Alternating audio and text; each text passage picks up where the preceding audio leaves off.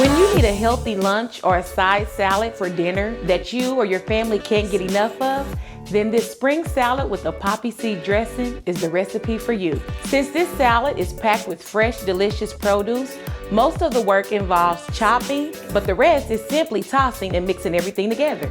Easy. Let's start with the dressing. You'll need 1/3 cup of oil, 3 tablespoons of apple cider vinegar, 2 teaspoons of honey, 1 tablespoon of poppy seeds, and a pinch of ground mustard.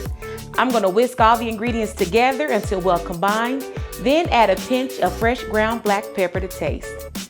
The dressing is done, set it aside, and let's prep our salad. I have a bowl of spinach here, and you'll also need 1 pint of strawberries, 2 avocados, 4 ounces of crumbled gorgonzola, 1/4 cup of sliced almonds, and half of a small red onion.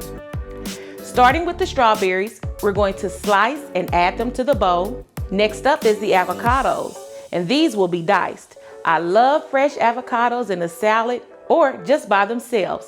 And then you'll add those to the bowl as well. Let's give this salad some attitude by adding in that onion. Slice it thin and toss it in. We're almost done. Lastly, sprinkle the gorgonzola and the sliced almonds over the salad. Now grab your dressing and add as much or as little as you like. Toss it all together and serve. Look how colorful this is. It's easy, crowd pleasing, and flexible too. Thanks for joining me today in my kitchen, and I will see you next time on Fresh Dish Foodie.